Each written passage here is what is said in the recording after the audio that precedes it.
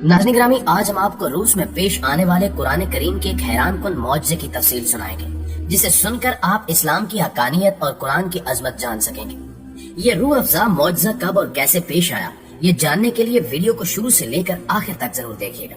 और अगर वीडियो अच्छी लगे तो इसे दीगर दोस्तों के साथ शेयर करके हमारी हौसला अफजाई जरूर कीजिएगा। तो आइए चलकर मौजू का बाकायदा आगाज करते हैं। प्यारे साथियों, 1973 में जब रूस में कम्युनिज्म का तोती बोलता था और दुनिया कह रही थी कि पूरा एशिया सुर्ख हो जाएगा, तो उन दिनों रूस ने अपने मुल्क में बसने वाले मुसलमानों पर सख्त पाबंदियां आयद कर दी, जिनकी दास्तान सुनकर इंसान के होश उड़ जाए। लेकिन इस दौरान एक पाकिस्तानी शख्स ने ऐसा वाकया देखा कि वो भी सुभान अल्लाह पुकार उठा।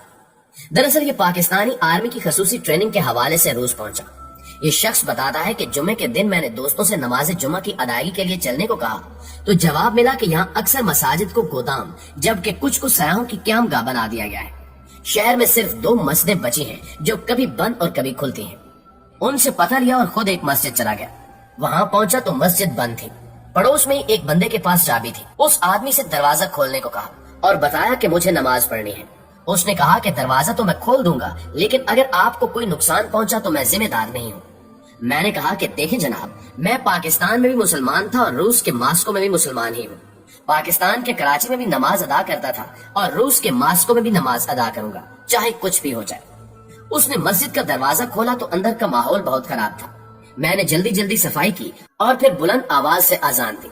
अजान की आवाज सुनकर बूढ़े बच्चे मर्दो जवान सब मस्जिद के दरवाजे पर जमा हो गए कि ये कौन है जिसने मौत को आवाज दी है। लेकिन मस्जिद के अंदर कोई भी नहीं आया।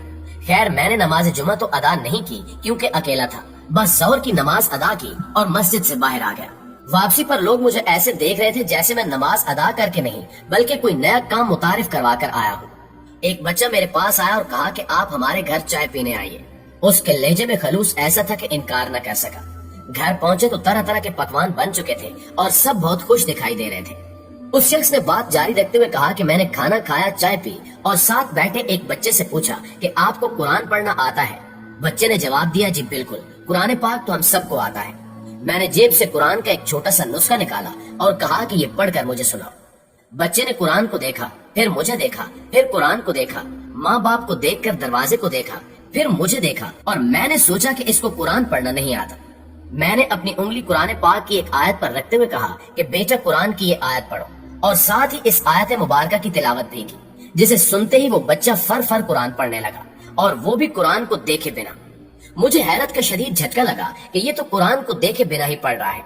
मैंने उसके वालिदैन से पूछा कि हजरात ये क्या मामला है। उन्होंने मुस्कुराते हुए जवाब दिया कि दरअसल हमारे पास कुरान पाक मौजूद नहीं। किसी के घर से कुरान पाक की आयत का एक टुकड़ा भी मिल जाए तो उस तमाम खानदान को फांसी की सजा दे दी जाती है। इसी वजह से हम लोग कुरान पाक नहीं रखते। तो फिर इस बच्चे ने कुरान पाक कैसे हिफ्ज किया, क्योंकि कुरान पाक तो किसी के पास है ही नहीं। मैंने हैरान होकर पूछा। उसके वालिदैन ने जवाब दिया कि हमारे पास कुरान के कई हाफिज हैं। कोई दर्जी है, कोई दुकानदार, कोई सब्जी फरोश और कोई किसान। हम मेहनत मजदूरी के बहाने अपने बच्चे इनके पास भेज देते हैं और वो इनको अल्हम्दुलिल्लाह से वन नास तक जुबानी कुरान पढ़ाते हैं।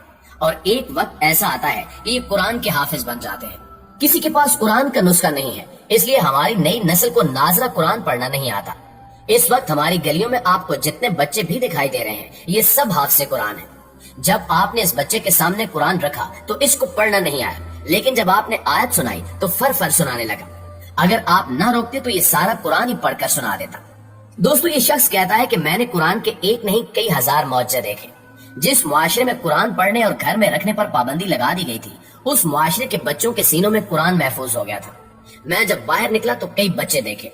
उनसे कुरान सुनने की फरमाइश की तो कई बच्चों ने कुरान सुनाया, जिस पर मेरे दिल में ख्याल आया कि कम्युनिस्टों ने कुरान रखने पर पाबंदी तो लगा दी, लेकिन सीनों में कुरान महफूज करने पर पाबंदी न लगा सके। तब मुझे अल्लाह पाक के इरशाद की हकानियत समझ आ गई कि बेशक ये जिक्र यानी कुरान हमने नाजिल फरमाया है और बेशक हम ही इसकी हिफाजत करने वाले हैं। रशिया जैसे इस्लाम दुश्मन मुल्क में कैसे रब्बे अजीम ने अपने पाक कलाम की हिफाजत फरमाई कि बच्चा बच्चा हाफिज बन गए। ये बात भी हकीकत है कि हक ताला ने कुरान करीम की हिफाजत का ऐसा इंतजाम फरमाया कि कोई जदीद से जदीद तर साइंसी इजाद, शैतानी हरबा या साजिश कुरान मजीद के किसी लफ्ज, हरफ, जेर जबर और पेश में रद्द बदल नहीं कर सकता। मौजूदा दौर तो इंटरनेट का है, मगर जब अंग्रेज शुरू में बरसगीर आए तो ज्यादातर कुरान करीम के कलमी नुस्खों का रवाज था। اس وقت انہوں نے سوچا کہ اگر ہم تمام قلبی نسخوں کو مسلمانوں سے خرید کر تلف اور ضائع کر دیں اور تحریف شدہ اور غلط نسخے پھیلا دیں تو مسلمانوں کا حفاظت قرآن کا دعویٰ غلط ثابت ہو جائے گا۔ اس مقصد کے لیے انہوں نے عام ہدیے سے کئی گنا زیادہ قیمت پر قرآن کریم کے نسخوں کو خریدنا شروع کر دیا۔ سادہ لوگ مسلمان پادریوں کے ہاتھوں دھڑا دھڑ قرآن پاک فروخت کرنے لگے۔ پیارے دوستو، زمانے کے ایک عالم دین مولانا باقر علی نے پادریوں کو کہا کہ قرآن کریم کے نسخوں کو تلف اور ضائع کرنے سے تم اپنا مقصد پورا نہیں کر سکو گے۔ یہ فرما کر آپ نے ایک 10 سالہ بچے کو بلوایا اور پادریوں کی مکار ٹیم کے سامنے مختلف مقامات سے قرآن کریم زبانی سنا۔ پھر 8 سالہ بچے کو بلا کر زبانی سنوایا اور آخر میں ایک 7 سالہ حافظ قرآن بچے کو پیش کیا اور اس نے بھی فر جہاں سے پوچھا گیا بغیر کسی غلطی کے بڑے شوق سے سنایا۔ اس وقت پادریوں کو اپنی جہالت اور حماقت کا احساس ہوا اور انہوں نے قرآن کریم کے نسخے تلف کرنے کا بیہودہ مشغلہ ترک کر دیا۔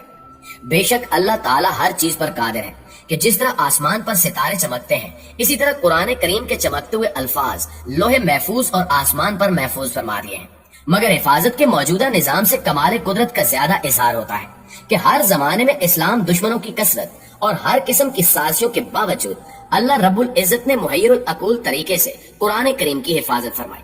ہر زمانے میں علماء کا ایک جمع غفیر ایسا رہا جس نے قرآن کریم کے علوم، مطالب اور مفہوم کی حفاظت کی۔ کاتبوں نے رسم الخط کی، قاریوں نے طرز ادا کی اور قرآن کریم کے حافظوں نے اس کے الفاظ و عبارت کی وہ حفاظت کی کہ نزول کے وقت سے آج تک ایک زیر زبر تبدیل نہ ہو سکا اور نہ ہوگا۔ کسی نے قرآن کریم کے رکوع گن لیے، کسی نے آیتیں شمار کی، کسی نے حروف کی تعداد بتائی، حتیٰ کہ بعض نے ایک ایک اعراب یعنی زیر زبر پیش وغیرہ اور ایک ایک نقطے کو شمار کر لیا۔ حضور اکرم صلی اللہ علیہ وآلہ وسلم کے عہد مبارک سے آج تک کوئی لمحہ اور کوئی ساتھ ایسی نہیں گزری جس میں ہزاروں لاکھوں کی تعداد میں حفاظ قرآن موجود نہ رہے ہوں، اور یہی رب کا وعدہ بھی ہے کہ وہ خود کلام الہی کی حفاظت فرماتا ہے اور قیامت تک فرماتا رہے گا۔ جی تو دوستو، یہ تھی ہماری آج کی ویڈیو کیسی لگی کمنٹ کر کے ہمارے ساتھ شیئر ضرور کیجیے گا۔ انشاءاللہ آپ سے ملاقات ہوتی ہے اگلی ویڈیو میں، تب تک اپنا اور اپنے پیاروں کا ڈھیر سارا خیال رکھیے گا۔ اللہ نگہبان۔